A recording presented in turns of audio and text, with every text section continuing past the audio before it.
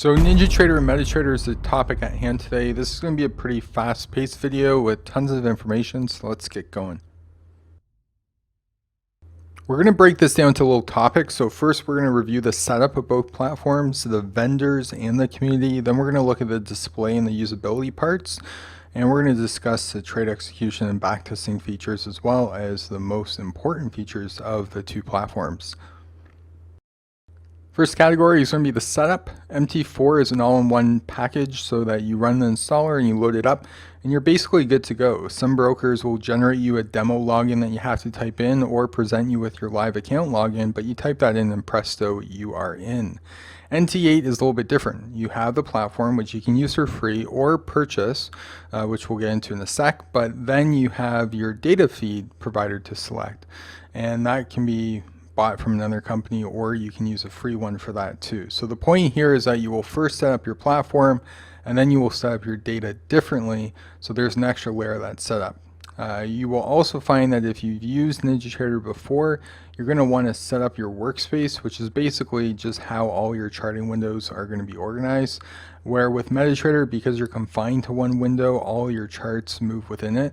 So there isn't a lot of options to actually do when you first get started. So when it comes down to it, MT4 is going to be a lot easier to set up, but NT8 might have the options that allow you to customize the platform to give you exactly what you want.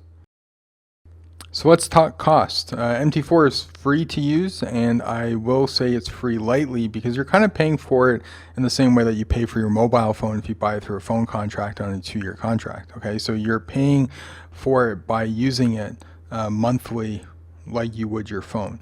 The same goes with MT4. You're going to be paying a lot more to use that platform. We're going to do another video on a cost-to-cost analysis of the two platforms, but for most MT4 brokers, they're going to be charging you a lot more for not just spreads but rollover rates, and there's other fees that they'll kind of tack on there that you won't have with other brokers that you would connect into your NT8, so it can be a lot more cost effective. Now NT8 is also free, or there's a paid option. There is a fee on the date that we upload it, which is $9.99 for a single payment lifetime license for NinjaTrader, or 4 monthly payments and $2.99. You can lease it for $600 a year with a few other options if you want to do it quarterly. So the big difference between the free version of NinjaTrader 8 and the paid version is the fact on the paid one you can actually place live trades through their platform. If you're doing it just for charting and strategy testing and building strategies, all that can be done for free. It's just the only thing they can't is actually placing a live trade. So some people, what they'll do is they'll use the free version for charting, and they'll be using a different broker to actually type their orders in, and they'll do that for a bit until they can justify the cost because their account's growing and whatnot, right? Where it makes sense for them to do that. Now that brings us to the data feed. With MT4, you're going to be trading just forex and CFDs, and all that data can be provided to you for free since there is no one central exchange. With NT8, you can trade futures, stocks, and forex as well, but for those instruments that are traded on a central exchange, you have to pay exchange fees, so that there might be a requirement if you're trading stocks or futures to actually be paying for data. You can get free data into NT8 if you wanted to get a forex feed in there. You can get that for free. You can get one set up by FXCM through the NinjaTrader.com website. You can do that, and we're going to talk more about strategy and why it might be important for you to actually pay for a data provider if you do a lot of backtesting, because the historical data coming out of MT4 is an absolute joke. So if you're interested in backtesting, then you definitely want to be paying for your data feed. Now there are a ton of MT4 brokers, as most of you probably know. NinjaTrader works with a few of them, but not even close to as many. So if you are buying a license and you want to trade through NinjaTrader 8, you would have to decide if you can work with one of their brokers. Anyone can set up an MT4 broker, by the way, for about $15,000-$25,000. You can have your own little MT4 brokerage going, depending on where the brokerage was going to be and where it was based out of. But a lot of these smaller MT4 brokers are popping up, so there's a lot of shady places that you can put your money, but you might not ever get it back, and you're not going to get that with a lot of the brokers that will work with NinjaTrader and they're usually those larger, regulated, publicly traded sort of companies for a lot of them. So you can definitely have a look at their list of the brokers that they support, and if you want to work with one of those. But there are a lot more MT4 brokers than what there are brokers working with NinjaTrader 8. Now, when it comes to third-party vendors, there are probably also more for MT4. That comes with a lot less quality products, though, so there is a lot of sifting through stuff, trying to find anything with quality. With NT8, you will have a lot less vendors, but they'll charge a lot more for their products because typically there's going to be a lot more code involved, a lot higher quality code when you compare it to MT4.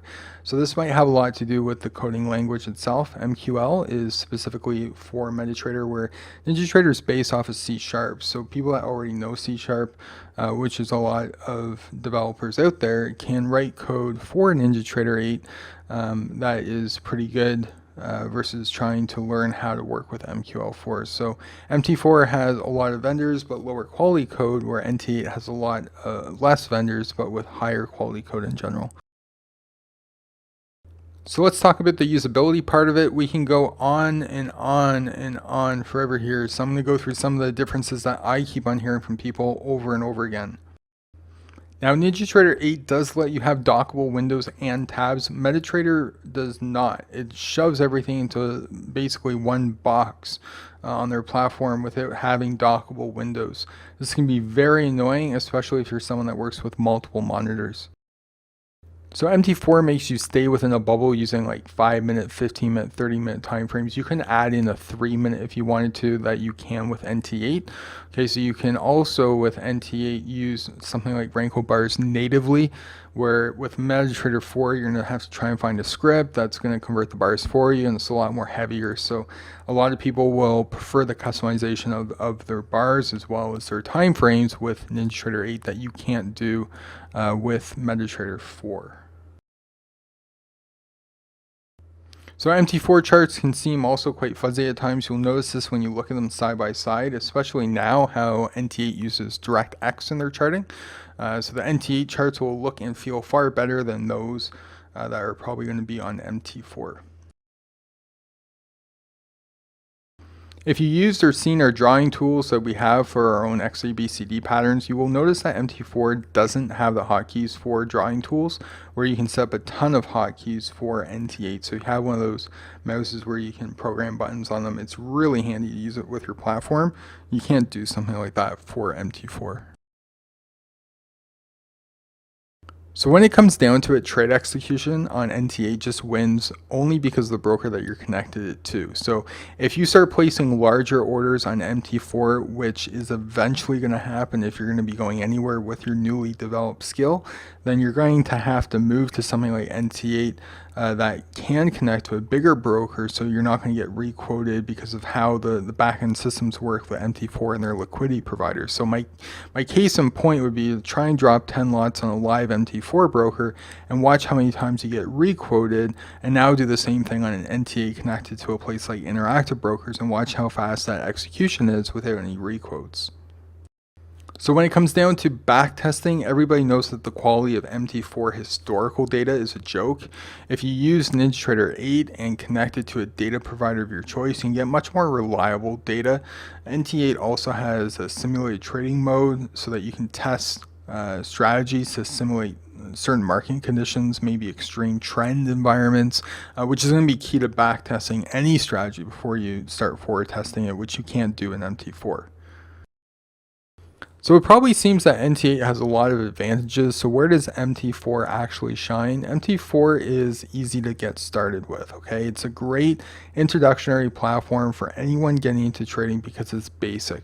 It got its popularity back in, I would say, about 2005, when the FX markets were really kind of heating up from a retail trader's perspective, and it did its job getting a community formed, but it's been losing its monopoly. Okay, it's had a lot of concerns behind its manipulation of its spreads and the smoothing of its price feeds.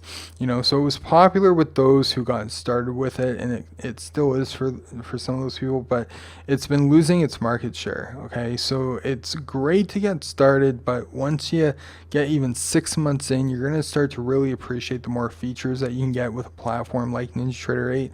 And just so as long as you can get by the NinjaTrader 8 steeper learning curve, you should be okay with it.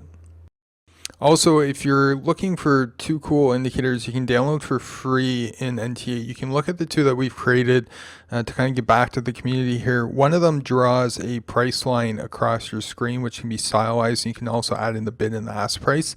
The other one is going to draw economic news events, and the really cool thing about that is that you can tell it to only show you the news events that are going to affect the instrument or the instrument pair that you're looking at. So it's pretty neat. And anyways, click on any of those 2 videos here, and don't forget to subscribe.